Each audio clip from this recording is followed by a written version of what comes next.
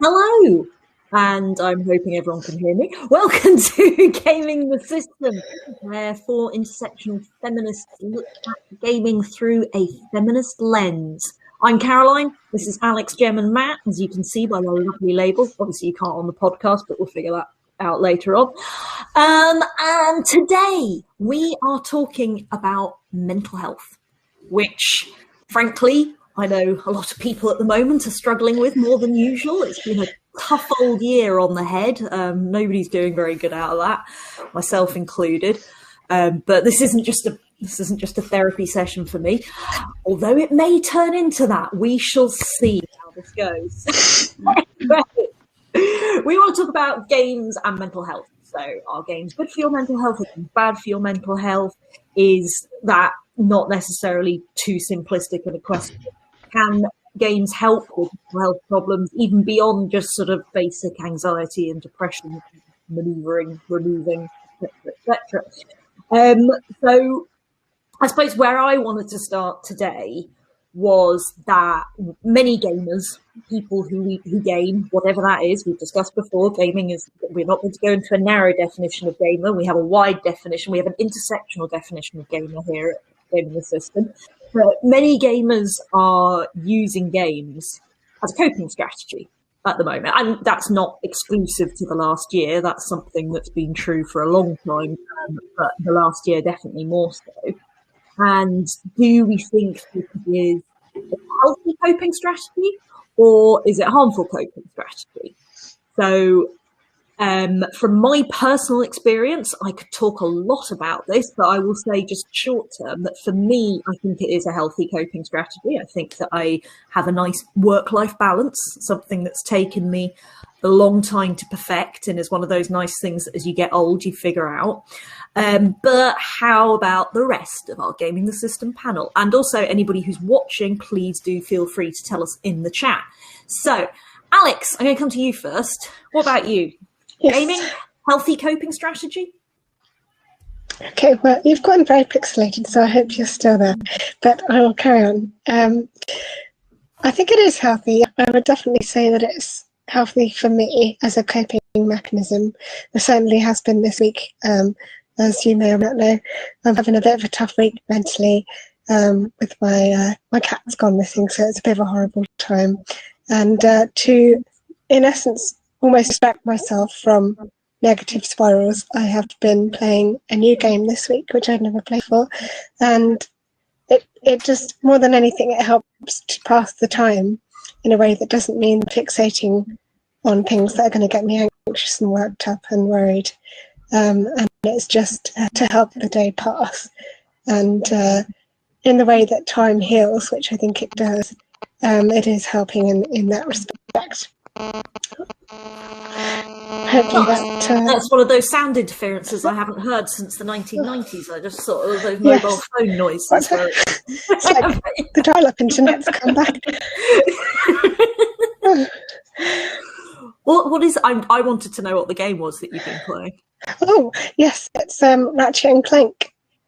It was launched as I think it's play at home or play from home, part of that thing that PlayStation Plus has done for the lockdown, which is actually really great because I've heard good things about Ratchet and Clank, but never played it, and I'm really enjoying it so far.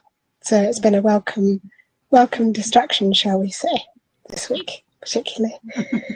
Yeah, I love that actually that PlayStation did that and said, look, since we're all in lockdown here, have some games that are good for playing at home. I thought that was really lovely. That I mean, there's some more cynical sides to that as well. I mean, I know, Steam definitely constantly trying to get Jackbox on sale, but yeah. Jem, what about you? Coping strategy or dangerous? Oh, I think definitely a coping strategy. I think everything in moderation. Things can always get dangerous, and but no, I think absolutely it's especially when we're stuck indoors and we're not supposed to be going out, we're not supposed to be socializing. It's a way to connect with people potentially if you're online, and it's a way to pass the time that isn't just working your way through Netflix or whatever else there is.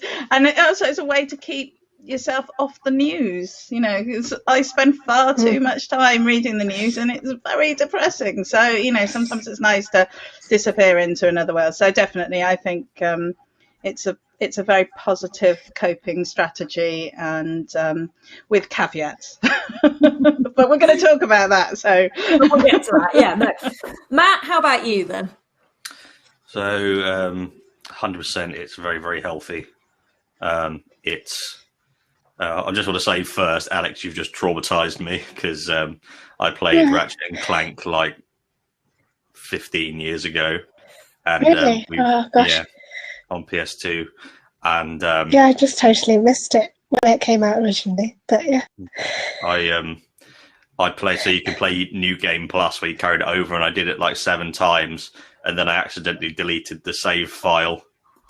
And it absolutely that snaps something in me, so I can't. Every time I hear Ratchet and Clank, it makes it get like Nam flashbacks. But yeah, on the mental health side, gaming is a remedy. It can be part of any kind of treatment for mental illness. Because I am a psychiatrist. His philosophy is that it's time, talk, and tablets. That's the way that you improve your quality of life with any kind of mental illness. And as you said, Alex, time is a healer. But sometimes I have certainly found I was diagnosed with, I've always been anxious, diagnosed with depression when I was 18. I'm 27 now, have had multiple really awful mental health crises where it's broken me all the way down, and I've had to build myself up, and obviously that takes time. And gaming can bring joy and enjoyment and fulfillment and happiness, but also it can be an anesthetic to numb whatever you may be dealing with at the time. Because sometimes with mental illness, just trying to be as you are is just horrible, and you can't bear the situation you're in. It feels just terrible. And gaming, if you can just sit and game for a while, it's not necessarily about enjoying it. It's about just being able to anesthetize yourself from life for a little while. And that has been profoundly important to my living well with mental health and being able to improve my quality of life. Because over the last 10 years since I was diagnosed, gaming has always been there. I've said this before about my PlayStation, why I'm not going to get rid of it. It's been my constant companion through all of it. So gaming is a profoundly healthy way. But as you said, as long as you're aware of it, as long as you're aware of, you're not just trying to disappear into it forever. So yeah, that's my take on it. Yeah, I think I know. I had a really tough week last week. Was it last week? It was the week before. I actually stormed out of a Zoom meeting, which I have to say I highly recommend. It is great fun. However, unfortunately, I was hosting the Zoom meeting at the time, and it caused all sorts of awkwardness because I forgot that. Anyway, but the point is that I had a lot going on the last 2 weeks where there were moments where I snapped, where I was angry, I was upset, and I couldn't cope. And in most of them, what I did was I loaded up Epic Games or Steam. But I'm a multi-user platform here. And on Epic Games, I've got a free game during lockdown called Solitarica, which is a roguelite solitaire game, which is, bizarre in itself. And on Steam, I have Cook Serve Delicious 3, neither of which require any brain power. And when I am angry, I can just go straight into that. And I need that sort of neutralizing, just calming space before I fire off the email, before I storm out of a Zoom call, before I send an angry WhatsApp message. And I think that's what you're right. It's understanding that it is, it's an anesthetic. I thought that's a lovely way of putting it, very much so. But then I think there is longer term sort of solutions where sometimes gaming you can fall into it too far. And I do love it when our comments actually help me do my segue, right? So this is perfect. If I can find my mouse here. So Ketch is very helpful, saying gaming helps me keep in touch with my friends, which I think is a really positive tool. And Absolutely. I agree, Ketch, I do. But what I noticed when I was doing some research for this episode, there was a lot of articles about young men, specifically young men, finding that it supported their social aspect as well as their mental health, that gaming allowed them to keep a social side. And I was thinking about that in terms of, as I always mention, the Gamer Girls subreddit, where every day is a comment of, I can't turn my mic on, I can't turn my camera on, I'm so glad Splatoon doesn't have voice chat because it's just too difficult being a woman in gaming. And I was wondering, are we as women in gaming, sorry Matt, are we missing out on that social support that gaming has provided for lots of people? I mean, Matt, have you found that gaming has provided you any social support during the pandemic? I hate multiplayer. I hate player versus player.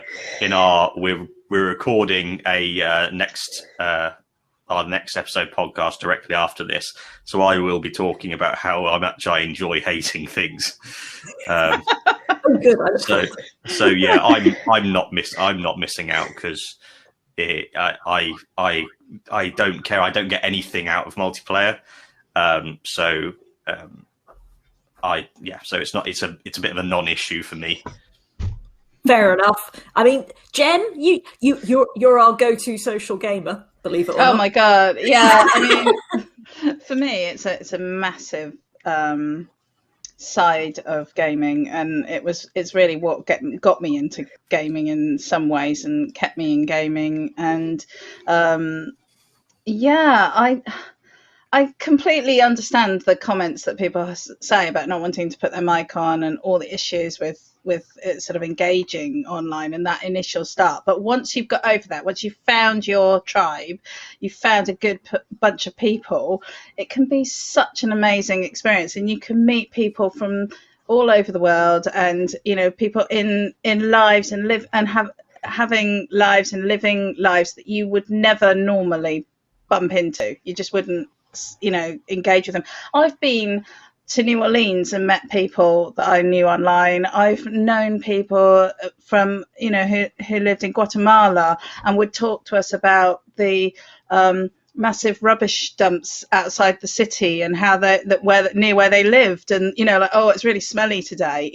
Sort of lives that were so different from my lived experience, and I and these people were coming online and we were connecting. So for me, I think yes, I absolutely understand the barriers, and I think the older that I've got, the more of a concern I found that, the more that I've been sort of like, do I really want to start all this again? Do I really want to go into a multiplayer environment and have to deal with a bunch of people, most of whom are a lot younger than me? So I think there's definitely an age issue there, but I think there's a lot of benefit out of it, and and in this scenario where we're stuck in our homes and things, I think it's nice for people. It's nice for the kids. I mean, we had a question a while back actually on an unrelated group, you might remember, Caroline, where somebody said, like, my son is playing online with his friends and all I hear is screaming and obscenities and he gets so angry. But whilst I'm sure we will talk about this as we go on, there are some issues around that, at least he's engaging with people outside of his family, and I think that's really, really important. So yeah, for me, I think social gaming it has its problems for women, but I think we can work, we can surmount those, and I think that's what we're trying to do. Yeah, I mean, Alex, not you obviously do not speak for the entire disabled community, but it's bad when I then say but after it, I know. From that perspective, though, I'm aware that a lot of the things where people have said this year, like, oh, it's great how this allows us to connect and to do things from home and stuff like that. Actually, for the disabled community, this has always been a lifeline and a thing that helps connect. I mean, as I say, you don't have to speak for the disabled community, but do you find that the gaming helps you connection, social, all that? I think it does, obviously, in terms of level of accessibility, if there's disability as well, on that point. But for me personally, I'm not such of a social gamer like Matt. I think the friends that I have through gaming, I talk to about gaming outside of gaming, if that makes sense. So I talk to them like in social situations, just in chats about like various bits of games that we got to and all that sort of stuff. And but I know that boys friends of mine have had communities and friendship groups that they only have through gaming, which I think is a point that was kind of touched on earlier, that a lot of guys do have these friendship groups that they would only have within gaming communities, which I think is quite an interesting point, and I'm sure that plenty of women do as well. But yeah, I mean, from a disability perspective, I think there probably are still some barriers there, but it does depend on the specific types of disabilities and level of access within various games, which I think we'll probably cover a lot in a later podcast. Yes, definitely. Very important. I mean, personally, like I have a friend so my RPG group, sorry to be like all pen and paper RPG again, but you know, consists of somebody who I made friends with on, I'm not going to say which political party, and it's not the one you think it is either, but a political party forum for youth and students possibly over 20 years, no, not over 20 years ago, but about 17 years ago. And somehow we've ended up friends and friends, and then met friends with friends. And like the fact that we've had this group all year to play RPGs across over Discord and Roll20 and stuff has been really freeing for us. And I know that for a lot of my friends who don't game, they have come to me as, Caroline, how do we play a game with our friends and family? What can we do? Yeah. How can we have a bit, you know, and again, it comes back to that, what is a gamer? But, you know, having 8 people playing Jackbox party games, which you lot haven't had the fun of yet, and I shall make sure you do at some point, on their mobiles and stuff like that. And as I keep going on about Wingspan, also I've had a 5-player version of Wingspan as well. And it's been a really lovely way to see my friends and not just sit on a Zoom call and go, so how are you doing? Oh, rubbish. Okay, me too. Yeah. And I think that's one of the things, is that gaming has allowed people to communicate without just staring at each other in a time when we have very little. Yeah.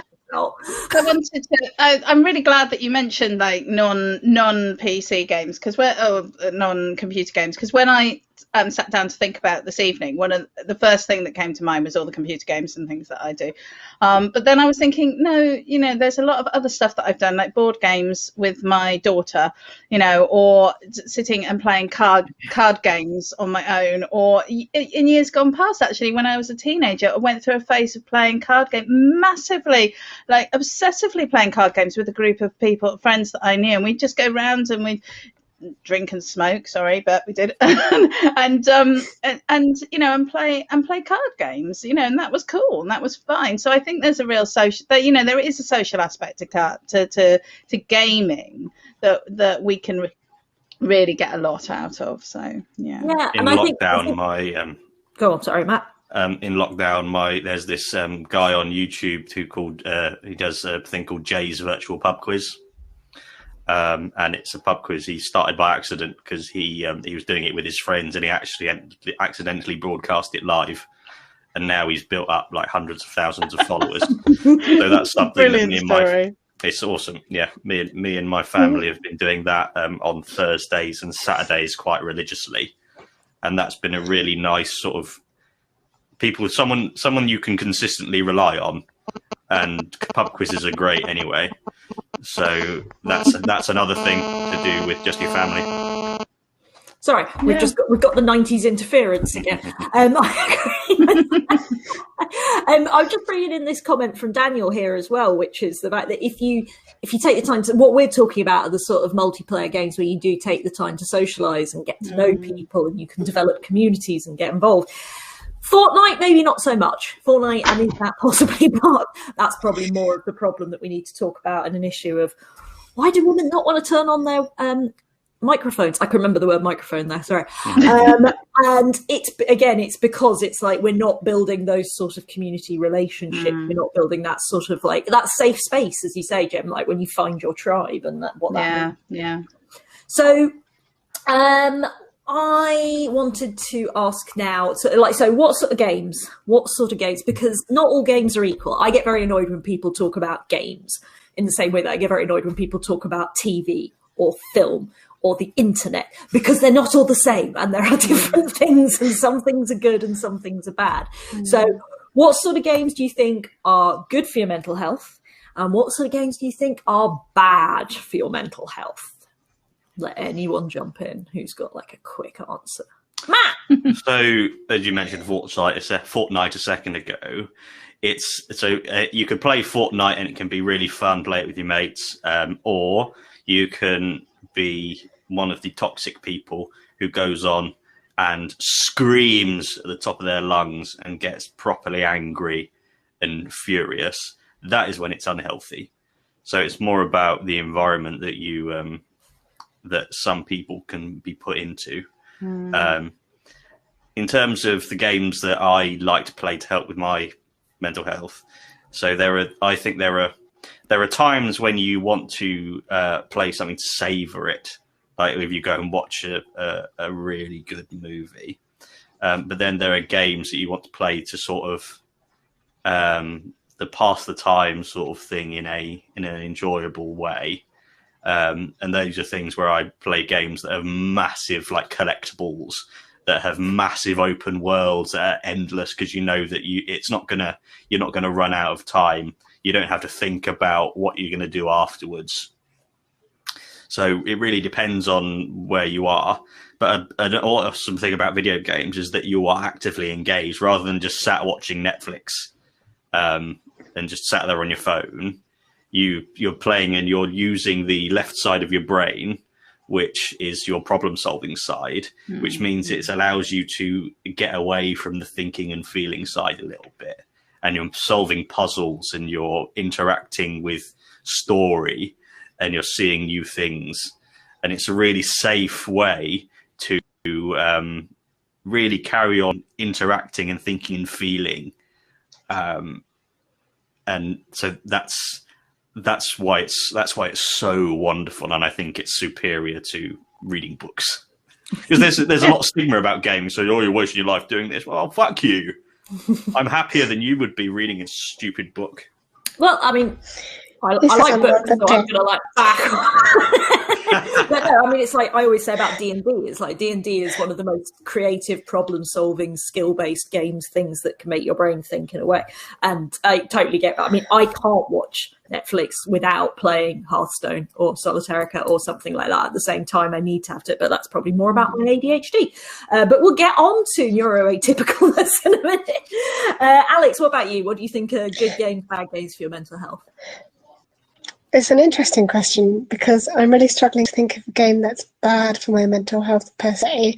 I would say that in terms of a game that's good for my mental health, it depends what I'm looking to feel like. If I want it to be an outlet for my frustration, then it's really good to play like a game with a lot of violence and a lot of punching and like just to get out all the rage.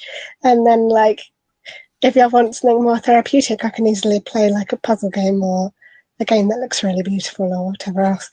But I think in that sense, gaming is almost therapeutic because you're doing something with your hands, but you don't have to focus too much. The same way as a knitter would knit, or you could do some colouring. It works in that way. But in terms of a game that's bad for my mental health, probably one where I'd be in such a mood in like, say, a battle that's really hard and I keep dying and have to keep going, that I wouldn't stop. I'd just keep going round and round. And at that point it would become bad because I'd just get too frustrated and I wouldn't be in the place where I tell myself, okay, I need to stop now, because I'd be so obsessed with beating it.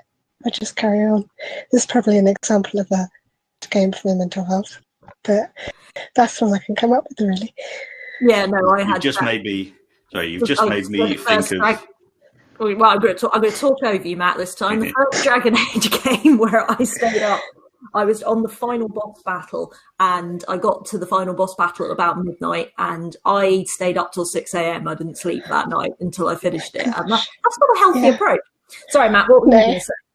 I was just going to say, you made me remember that playing The Last of Us Part 2, if I played that, there are times when I played that, that would be really bad for my mental health, because it's such a powerful game, but with such dark subject matter.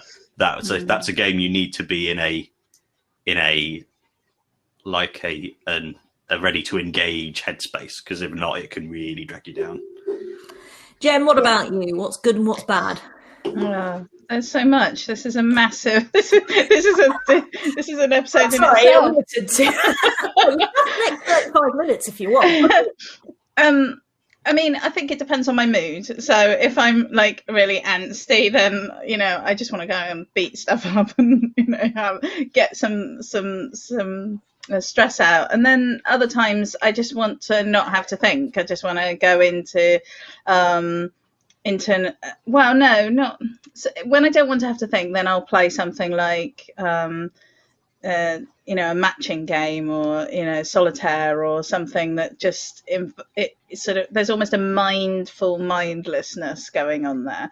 And then there's the other times when I just want to step out of this world. It's just too much, and I just want to go somewhere else where I'm a hero and I get to do all this cool stuff, and I get to run around and cast spells, or I'm a massive fantasy sort of fan, and I think for me that I like to just step into that sometimes and just be that person and not be worrying about the state of the world and all of those things, and not be a mum, and just be some like usually bikini wearing sword wielding whatever, but that for me is a really good, and I'm so excited about the idea of proper immersive VR and all of that for those reasons.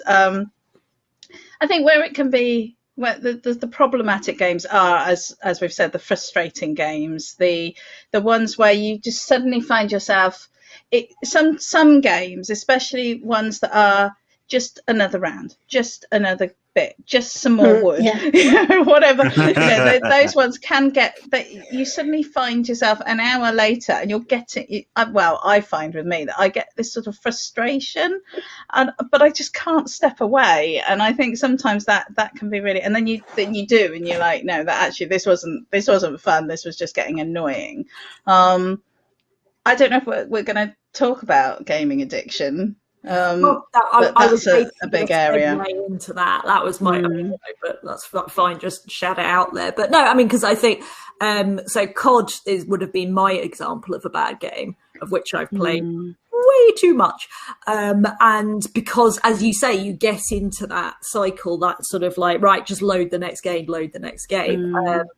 And it does become very hard to walk away. And I mean, so I think I've actually got some statistics here on gaming addiction. I say that because it's like, are they going to come up in a second? So I think it was 2018 when there was the DSM, whichever it is. I have a master's degree in psychology. You think I'd be able to remember if it's DSM-5 or DSM-6, but whichever one decided to actually classify gaming addiction as a thing. And there was a lot of hoo-ha about it at the time. I mean, frankly, an addiction to anything is not anything, but anything that interferes. Generally, the psychological definition is if it interferes with your day-to-day ability to function. So when you are ringing up work and saying you can't come in because you need to play a game, when you are telling your friends in a pre-pandemic world, I can't come out tonight because we have to game. That is where we're talking about sort of possibly the dangers of addiction. But what I found really interesting was the article, like I was pulling it up and I was just sort of like, and there was the first one that came up was, you've heard the headlines, video games cause addiction, but actually they show that they relieve anxiety and depression. And it was just like, I found the same. Yeah. All the science behind it shows that actually we're probably talking more positive than negatives. But Jem, did you want to say something about that? Yeah, well, I looked into it too, because we were talking about it today, and also I was looking for a image for our YouTube thumbnail. And do you know what was really interesting? When I put in gaming and mental health, all that came up, well, not all, but the vast majority of images that came up were for gaming addiction, which is really interesting given that you know, as you say, the research does not back that up. And I found some research from Oxford Science Institute where they, back in 2018, where they thought 0.03% of gamers are likely to have a problem, you know, moderating their gaming. And I think, you know, that has changed a little bit since then. And they're now thinking it could be anywhere from 1 to 10%. But even if, you know, that's still pretty low, actually, you know, and I think it's something that we need to be really conscious of, because I think that when it happens, it can be devastating and it can be extremely problematic. And I think that as, you know, gaming becomes more of a sort of part of our lives, like it's available on our phones now, which it wasn't sort of, well, not in any sensible way 5-10 years ago. So I think, you know, it isn't necessarily just because now there isn't an addiction issue doesn't mean that down the line there won't be. And I do really worry for the younger generation and who are growing up with games, with this constant hit, this constant what is it, the I'm always forgetting what it is, the dopamine, the dopamine hit, the reward center of the brain, and the impact that it has on them. And I think that, you know, this generation is going to be the first that's grown up you know, having that from birth, basically, and we don't know what impact that's going to have on them. So I think the gaming addiction at the moment is very overhyped, and I think it's more to do with society's general fear of the unknown. You know, it's like video killed the radio star. I mean, come on, you know, we've done it with every new tech. I did think it was interesting, though, our little point here from Ketch about the fact, because as you say, like in terms of the generation coming up, about like loot box gambling and stuff like that, Yeah. and the way people, the way that sort of microtransactions and DLC has, like, I mean, I know I'm guilty of, like, I played way more, what's it? I was going to say Fall Guys, God. Last summer, oh my God, I couldn't stop playing that game. And part of it was, I want to unlock some more things. But that is a problem, and it is a real problem for people that have a sort of addictive nature, you know, and that's the thing, you know, addiction is something that affects people, and it's just what your poison happens to be. And you know, and so I think somebody who's addicted to, say, gambling could very easily become addicted to loot boxes and other gaming related issues, you know, and I think that's where the problem lies, and I think there is some onus on the game designers and the games companies to think that through. And, you know, in the same way as we're asking supermarkets to not put sweets by the checkout because it puts so much pressure on parents and, you know, shopping with their kids in the before times, you know, I think we need to ask a similar thing of game designers to actually factor in people's mental health when they're designing games. Alex, have you played Fall Guys as well, didn't you? I have, yes. Did you feel the addiction? I felt similarly, yeah, because I was just like, you know, it's at the beginning of the levels, it's so easy to get to the next level because it's like every time it fills up, it takes longer. So naturally, you'd spend like 3-4 hours on it, and you'd be like, oh, I'm on level 9, I just want to get to 10, and then it's an even number for those of us that are slightly OCD about that sort of thing. But yeah, I mean, I've had times this year where I've had a new game or a game that I'm really into, and there's just those things where it's like, oh, just this one more side mission, etc., etc. And I've missed Zoom meetings or forgotten to eat because I've just been too into the game. Having said that, though, I remember when I was writing my undergrad dissertation, and I forgot to eat when I was writing that as well. But that's like, I don't know if that's just because I don't check myself often enough. I'll check the time. But yeah, it can happen whatever you're doing, really. But yeah, definitely happens in gaming. Matt, you ever had a problem with an addiction to a game? No. Gaming has only ever been profoundly healthy for me. Yeah. One thing that comes to mind is my relationship with God of War. When I was first one came out when I was 11, and my parents bought it for me for some reason, and I was profoundly repressed as a child, very quiet and repressed. So I gravitated towards playing as this hyper-violent rage machine, where he will destroy an entire world just because he's angry, and nothing else matters more than his anger. So that just it's all love. So I haven't got very much to say because it's just only ever been profoundly positive. No, that's fair enough. I mean, I do have an addictive personality type. There is no doubt about that. And, you know, it is something for me. And it is often the achievements. And that's why I find the loot box gambling stuff, like, really, for me, it is just like, I need to complete the achievements. I need to complete the levels. I need to get to the next bit. I need to just get this little bit further. And so it is like, there are times where it is, but I am luckily very well-balanced, healthy adult now. And normally can manage it okay. But it's definitely, I see how easy it is to fall into. And I do worry about the amount of money that some people spend on. I mean, when Rust made its massive popularity a few weeks ago, because somebody Twitch streamed it, and basically it just like shot up. Now, Rust has been out for bloody hell, 5 years I've been playing it now. And about 3 years ago, they started releasing skins for things like clothing and guns and various things. And at first they were all like £1 on release. And the way that Rust does it is they charge you basically £1.50 to £3.50-ish for the ones that they release that week. And then they're never buyable again. But you can trade them on the Steam market, on the Steam community market. And I mean, you know, I'm not joking when I say I've probably in total made somewhere nearly 100 quid altogether off just sensible selling of skins and stuff like that. So I'm partly participating in this. But, you know, the fact that somebody will spend 55 quid just to have the blackout hoodie that the Twitch streamer that they love wore is just like, no, that's not okay.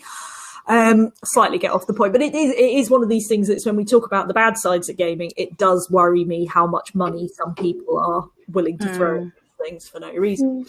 But anyway, so back to the actual topic. Sorry, I got sidetracked there, which was, and again, none of us are mental health professionals. I'm not expecting us to have answers here, but there is a lot of stuff that I've written studies and looked at before about the ways that games can be used to really, like, beyond anxiety and depression. So there was, what I was looking for the other day was a study that we used to teach about how gaming could be used to simulate the experience of schizophrenia for the families of people who are suffering from it. And as you say, Jem, virtual reality, all the wonderful things that could be do with that. And what I then found was more stories about the therapeutic uses for helping people cope with OCD, with schizophrenia, with all sorts of with autism as well. A whole number and of phobias, actually. Sorry? And phobias, actually. Yes. That immersive experience, yeah. So, I mean, I suppose I'm just positing the question that I want you all to say yes to, which is that can games be a force for good for the neuroatypical community? Is that what NAT stands for? Yes. I Googled it and could not for the life of me find out what it meant, so thank you for telling me. Yeah, so as somebody who is a little neuroatypical, it's one of those things where it's like, you know, there's a lot of language that can be used around these issues of mental health and mental problems. It's like, with a lot of these mental health issues, there's nothing wrong with us. It's just so we don't necessarily fit into what is the typical neurological profile. So that's where you get your NTs, which is your neurological typical people, whereas some of us are ANTs, which are NATs, neurologically atypical. You're an ant. Yes. We're probably all NATs, to be fair, but I was just thinking that it's there is an important distinction between mental health and mental illness, because mental health is the entire gamut of things that go in your head, and mental illness is actual illnesses because anyone can have feeling a bit sad. And that's about your mental health, feeling a bit hopeless and down and depressed about something. But mental illness is where you don't have control over that. it's chemicals and genetics. So it's important to, if you've got mental illness, it's important to get like medical treatment for it. Not just listen to a life coach saying, hey, if you're really positive, then everything will be okay. Do some yoga. Because that's bullshit. Yeah, just do yoga. It'll be fine. And it's like, that's a similar thing with patriarchy. So I think like a lot of life coach stuff is perfect for straight white men who the patriarchy is built for. But for a woman walking down the street, it doesn't matter how positive and how good you feel in yourself. It's not going to stop someone catcalling you. It's not going to stop you being harassed at work or not getting a job. So it's huge amounts of life coaching stuff is also based around the experiences of middle-class white women as well. And and doesn't work for the wider community of women and the lack of understanding of the fact that, as I said, hey, I love yoga, but it's not yoga and crystals are not going to heal all your problems. And I think it's really important, Matt, as you say that. And for me, there's the three distinctions. There's mental health, there's mental illness, and then there's the neuroatypical side, which is I don't need to be fixed. It's the world around me possibly needs to. That's how you are. It's not about getting a cure or getting fixed like you would with an illness. It's about just, as you say, not fitting into that box, and that's okay. I mean, the worst crime committed in this area always is people saying, oh, I'm so OCD about that. It's like obsessive compulsive disorder is a real problem. It is a real mental illness that causes people massive difficulty. And the fact that you like your pen straight on your table does not mean that you have that disorder. And that's the one I just, while I've got the soapbox to say that, I just wanted to chuck that in because it drives me nuts. The other one being that schizophrenia is split personality disorder. It is not. That is not. I thought we'd moved on from that ages ago. Come on. Amazed. I mean, I used to teach this at A-level and it's just anyway, were we meant to be talking about video games? I have a thing to say about schizophrenia, actually. Okay, sorry, Jen. So when we were talking about games and mental health, I was reminded about Hellblade, Senua's Sacrifice, which I have not played, but I have owned for many years. I've just been waiting for the perfect time to play it, and that time has never come up. However, I do know that it has received quite a lot of praise for its sort of portrayal of psychosis and mental illness. I think is more than mental health. And I found this lovely quote on Wikipedia from the I don't know how you say his name, Antoniades. Anyway, who designed the game, and he said it's easy to see the pain and suffering caused by physical diseases or physical trauma. It is not so easy to see the mental suffering or trauma of severe mental illness. But what if we could find a way to see it? Games are capable of drawing you in for hours on end, playing the role of a character who's different from you, experiencing their perspective and actively involving you in a world that functions with a different set of rules. There are many things that happen in the world of Hellblade that make perfect sense within the context of Senua's mind, and to complete her quest you have to internalize and accept the logic and meaning behind these things to progress. And I just feel that was really interesting and just a really inspiring actually way of looking at gaming and what gaming can do for allowing people to explore different ways of thinking. And I think that links in with the neuroatypical question as well, because as you say, that's just a different way of seeing the world, and it would be so good for all of us to be able to just have an opportunity to experience the world through the eyes of people that are different from us, and not just big men with big swords or little women with big swords, and I think that's big men with big swords, but but no, that did make me think just then of a question I should have asked you, which is about how games have portrayed issues around mental health and mental illness over the years, because I just suddenly was trying to think if I knew of any good examples. And I think I do know some interesting indie games and stuff like that. Her Story's jumping to mind as something really interesting. Yeah. But I was just, the first thing that popped to my head was the old Max Payne game. I think it was Max Payne 2, actually, on the PlayStation 2. This would have been circa 2000, 2001, because I'd just finished my A-levels. So I'm sort of like, I'm reaching here. I'm pretty sure Alex and Matt aren't going to remember it. But there was a whole scene in that where basically you played well, you guys are probably familiar with Max Payne. And it's this sort of drug-addicted, deeply alcoholic, disturbed detective, the standard trope. And I just remember there was one bit of that game where you were in his head following his dream path, and there's a screaming baby and you're trying to get to it and you can't. And it was just possibly one of the most harrowing things I've ever played in a game, trying to do that for hours. But I can't think of many other game portrayals about this. I wondered if any of you had thought so. Well, other than Hellblade, so going back to Hellblade for a moment, I've played it and it's a masterpiece. So I recommend anyone to, if you don't really play the game, you should watch it. Yeah. So one thing that it really hit home for me is how, and I think this is why mentally ill people and physically disabled people are not given main roles in games, is because they're seen as weak. That you can't, if you're in a wheelchair, you can't fight with a big sword, you can't leap around, you can't sprint around. So they just go, oh, sorry, we won't represent that, we won't show them in any way that's strong. And this is something that I'm only coming to terms with recently, thinking of myself as disabled and going, right, there are things that I cannot do.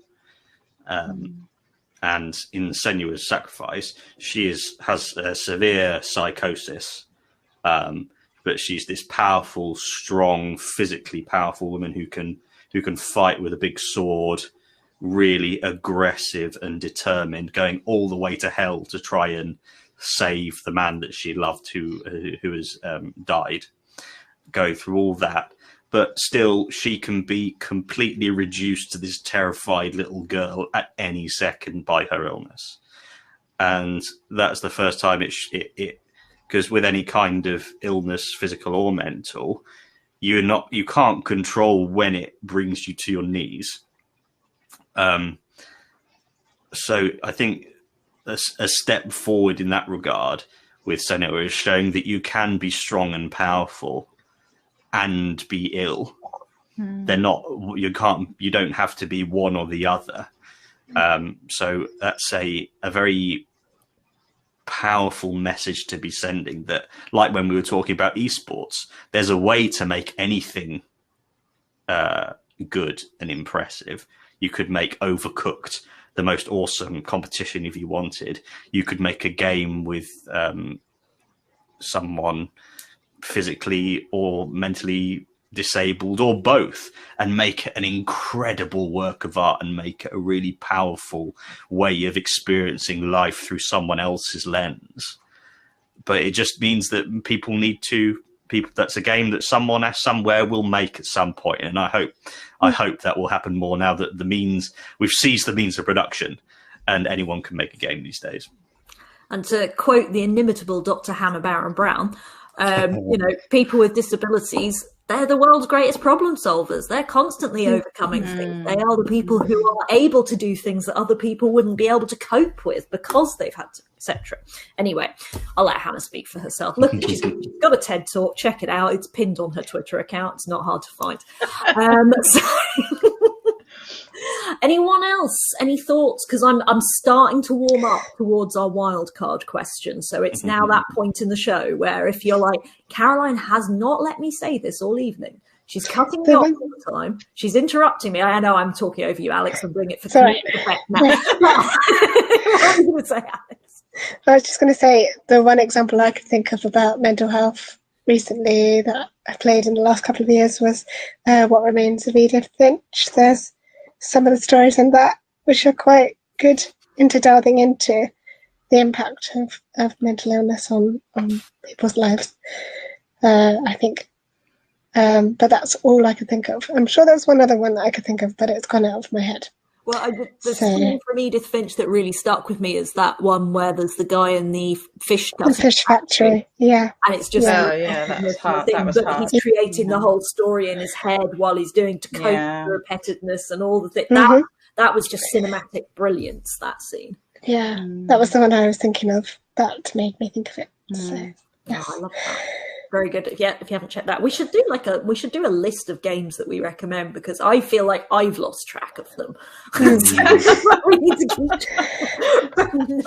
going to throw Silent Hill in there, actually, because I think that was all about. I mean, I know it was I don't want to do any spoilers, but seriously, if you haven't played it by now, then it's too late.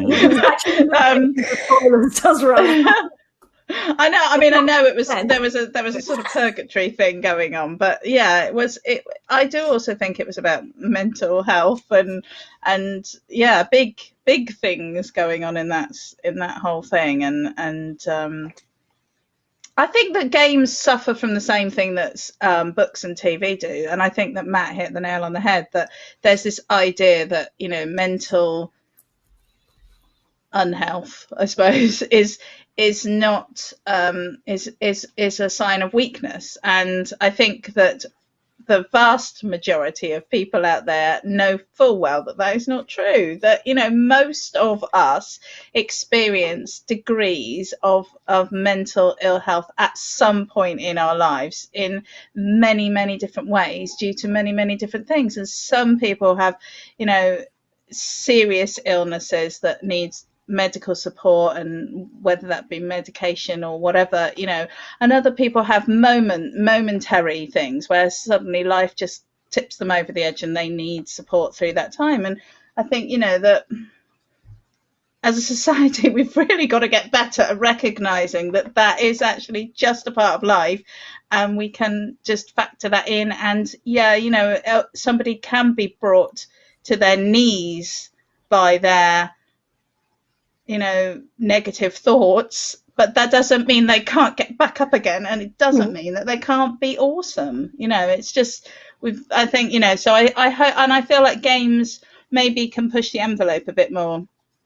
And I think because I was going to disagree with you slightly in the problem. You say it's the same as with books and with TV. With books and TV, we've got our feminist lenses on, don't forget. And with books and TV and games, there is this trope, like I was saying with Max Payne, of the deeply disturbed man who's, yes, he's got his addiction, got his depression, but it's okay because he's going to save the world through solving a crime, solving a mystery, etc., like that. Whereas women with mental health depictions in all forms of media is usually the hysterical nervous breakdown, no longer able to look after her children, or the, the ex-wife, she's crazy, etc., that sort of thing. And I think that, again, it's the sorry to put feminism on it, but no, don't apologise. That's what we're here for.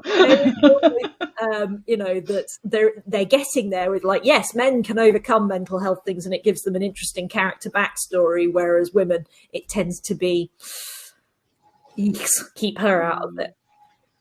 Anyway, shall I delicately approach my wild card question? We need a graphic and a sound effect for that. Yeah. Because otherwise I'm just going to do a bad Kermit the Frog impression every time. All right, so the point of the wildcard question is it has nothing to do with what we've been talking about whatsoever, and is a completely random question. The panel are not prepared for this question. They do not know what it's going to be. I actually think the one that's in the next show is better than this one, so make sure you tune into our next podcast. It's going to be a better question than this. But today's wildcard question is, can a gamer love a non-gamer? Can you be in a relationship with a non-gamer?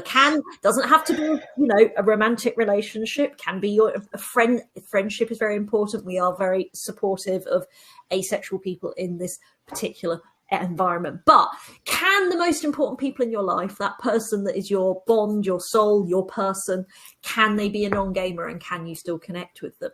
Anyone want to dive in? And I'm hoping I'm not in anyone's relationship right now. I would say yes. One of my best friends is a non-gamer, so I would say yes, that's totally fine. Yes. I mean, obviously, there are other parts of our relationship as a friend that we can connect over. It's just gaming isn't one of them, but we have plenty of other things that we're interested in together. So that is the basis of our friendship. Fair enough. I think that as with any relationship, it's very important that for a healthy relationship, you need to accept that you can't get everything you need from one person. So it's very true. It's nice to have people that understand what gaming is, which is partially why this podcast is so good. Because I've never met anyone like you three who with gaming has been such it's a core pillar of my life, and it's vital that I have people around me who I can share that with. But at the same time, if Mrs. or Mr. Right comes along, or somewhere in between, I'll go. I won't. It's not a deal breaker. It's not a deal breaker. I thought, oh, they're beautiful, they're funny, they're clever, they're smart, they're emotional and lovely, but they don't play games, so I'm going to kick them to the curb. I think I'll stick with that and do this podcast. Very well. Oh well, I'm really sorry, but I have not dated a non-gamer since I was 16. Since I was 15.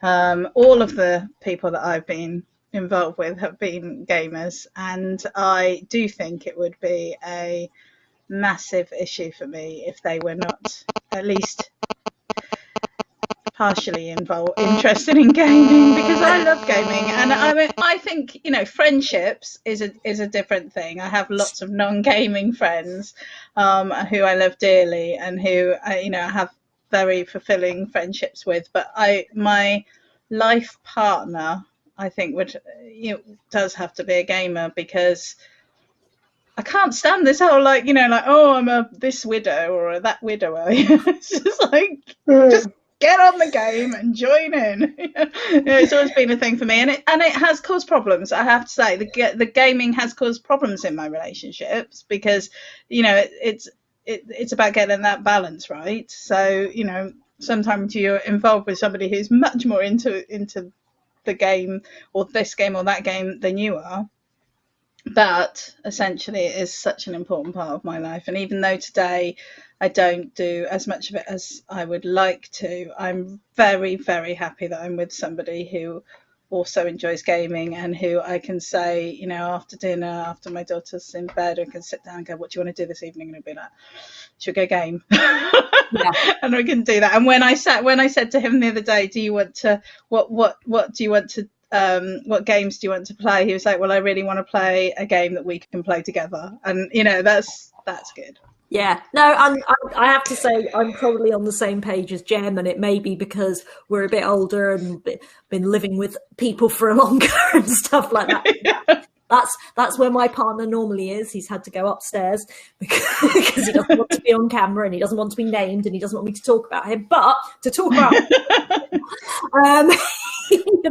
we game a huge amount together, and I was nowhere near as into co-op games as I have been over the last 10 years, because, as you say, Jem, it is that thing of, what are we going to do tonight? Let's find a game we can play together.